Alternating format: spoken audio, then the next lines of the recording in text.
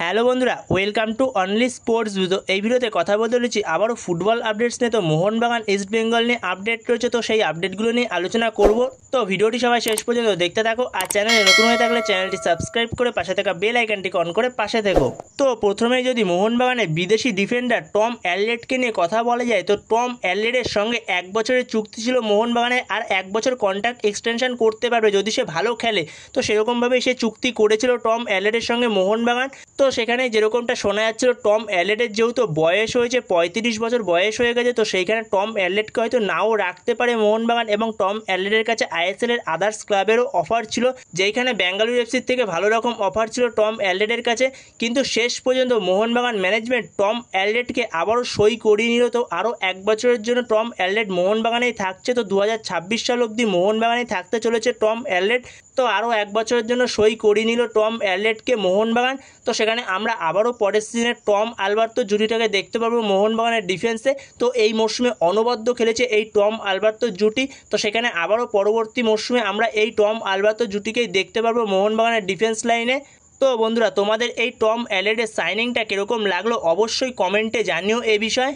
তো এরপরে যদি মোহনবাগানের আরও একজন প্লেয়ারকে নিয়ে কথা বলা যায়, তো মোহনবাগানের সবথেকে fan favourite player Dmitry Petratos.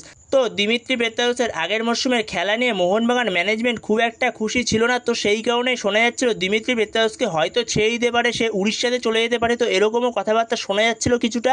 তো সেখানেও শেষ পর্যন্ত দিমিত্রি পেত্রাতোসকেও মোহনবাগান ম্যানেজমেন্ট রেখে দিচ্ছে। এমনিও দিমিত্রি পেত্রাতোসের সঙ্গে মোহনবাগানের 2026 সাল অবধি কন্ট্রাক্ট রয়েছে।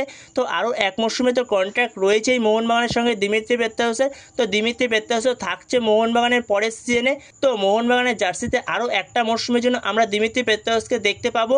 তো এটা এখনও পর্যন্ত মোহনবাগান ম্যানেজমেন্ট থেকে অফিসিয়ালি জানায়নি, কিন্তু এটা প্রায় অফিসিয়ালি হয়ে গেছে। তো খুব শিগগিরই জানিয়ে দেবে। তো জানিয়ে দিলে অবশ্যই তোমাদের সাথে তখন আবারও শেয়ার করে দেবো। তো এরপরের আপডেটে যদি ইস্ট বেঙ্গলকে নিয়ে কথা বলা যায়, তো ইস্ট বেঙ্গল একজন সার্বিয়ার ডিফেন্ডারের সঙ্গে কথাবার্তা প্রায় বলছে। তো অনেক দূরই কথাবার্তা এগিয়ে গেছে শোনা যাচ্ছে। তো সেই সার্বিয়ার ডিফেন্ডারটার নাম হচ্ছে ইভান মিলাদিনোভিচ। তো এই সার্বিয়ার দৈত্যাকার ডিফেন্ডারের সঙ্গে ইস্ট বেঙ্গল ম্যানেজমেন্টের কথাবার্তা চলছে। তো এই ডিফেন্ডারটার বয়স হলো 30 বছর, খুবই ভালো বয়স। তো এই ডিফেন্ডারের মার্কেট ভ্যালু হলো 5,60,00,000 টাকা। তো এই ডিফেন্ডারটা সে সেন্টার ব্যাকের পাশাপাশি সে রাইট ব্যাকেও খেলতে পারে। তো খুবই ভালো একজন প্লেয়ার, তো দুর্দান্ত একজন প্লেয়ার, দারুণ কোয়ালিটি রয়েছে প্লেয়ারটার মধ্যে। এবং দৈত্যাকার ডিফেন্ডার বলা যেতে পারে, যেখানে ডিফেন্ডারটার বডির পাশাপাশি হাইটটা অসাধারণ। যেরকম ডিফেন্সে সাহায্য করতে হবে, সেরকমই ডিফেন্স থেকে উঠে গিয়ে ওপরে হেডে গোলও করতে পারবে। তো খুবই ভালো একজন প্লেয়ার। তো সেইখানে অ্যাডভান্সে যে কথাবার্তা চলছে শোনা যাচ্ছে ইস্ট বেঙ্গলের সঙ্গে প্লেয়ারটার।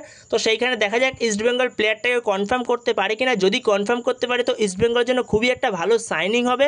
তো ইস্ট বেঙ্গল পরের মরশুমের জন্য ভালো রকমই দল গঠনের কাজে নেমে পড়েছে। ট্রান্সফার উইন্ডো খোলার আগে তো খুবই ভালো দল গঠন করছে ইস্ট বেঙ্গল পরের মরশুমের জন্য।